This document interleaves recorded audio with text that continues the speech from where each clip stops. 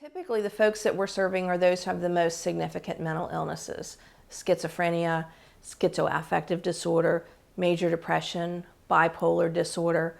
And so those that we work with are truly challenged by the most significant forms of mental illness, and generally are the poorest individuals in our local communities. Medical assistance, Medicaid, is what pays for our services.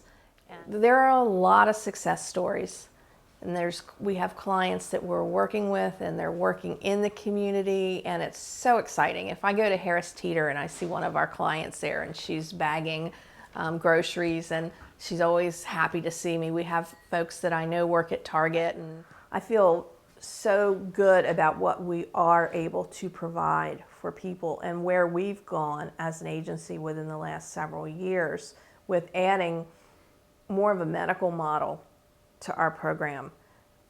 The reality is that people who suffer from severe and persistent mental illness on average die 25 years younger than the general population. We need to figure this out. We need to figure out what we can do, because we always were just charged with dealing with their mental illness. And yet that's just a very small portion of what someone goes through. People with mental illness typically have other chronic diseases, and sometimes that exacerbates the mental illness. Our Port Street building, which was the first that we built, is just overutilized.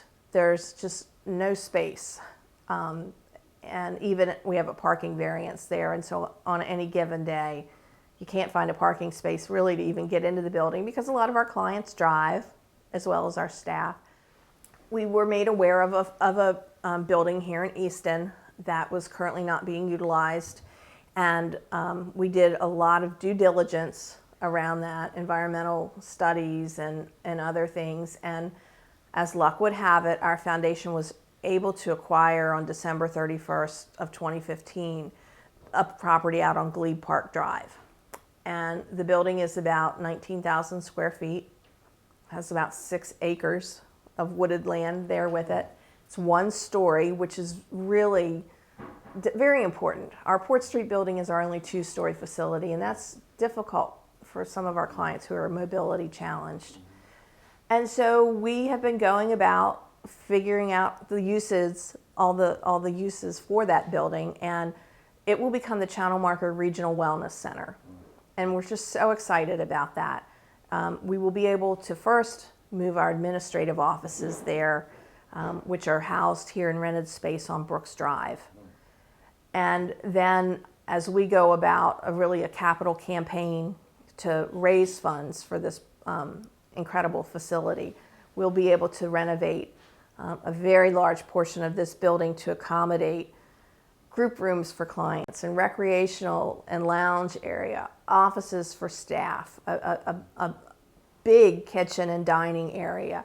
We're going to have a gym where we can do some yoga groups, and we can have some exercise equipment, because with our wellness push, we're really seeing some exciting changes for some of our clients in weight loss and just ownership for them of their own well-being. And so we will have a medical wing in the building where we can have an exam room for our nurse, and we will have an office for the psychiatrists and therapy offices for our clinicians. This building is not going to just be for our Talbot clients. There will be opportunities for us to bring our Dorchester clients and our Caroline clients over to use the gym, to use some of the larger spaces that we have there.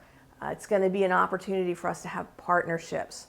One of the things that we're doing right now is a partnership with Midshore River Keepers. We applied with them for a grant from the Chesapeake Bay Trust to have our clients involved in developing a rain garden using the downspouts and the runoff from the building. And they get excited when they see the extra space that we have out there, that perhaps we may even be able to do some sort of walking paths in the wooded area. And we're talking with the folks at Easton Memorial, Shore Health Systems, University of Maryland, Regional, I'm never quite sure the correct name, but just talking with them about things that we may partner on. How much money do you need? We need to raise about $1.5 million. And yes. And so we're working towards that. We're working on really getting our case statement together. We have some, obviously some video opportunities for people to learn more about us. We are an organization definitely committed to quality services. We, within the last year, became the first psychiatric rehab program locally to receive CARF accreditation, which is national accreditation. And we're really proud of that. Our clients are a group of people who don't typically have a voice, but we're really committed to being that voice for them. And the reality for us is that there are so few people who are not impacted by mental illness in one way or another, through a family member, perhaps an old neighbor, a coworker. Everyone is touched in one way or another, and the people that we serve all have stories. You know, it's just the things that have happened to them in their lives that have, of course, made their lives go off their chosen path, probably because of mental illness. It's so sad. And if we can be that support that helps them kind of get some of that equilibrium back, that's who we are as an agency and what we want to be able to do.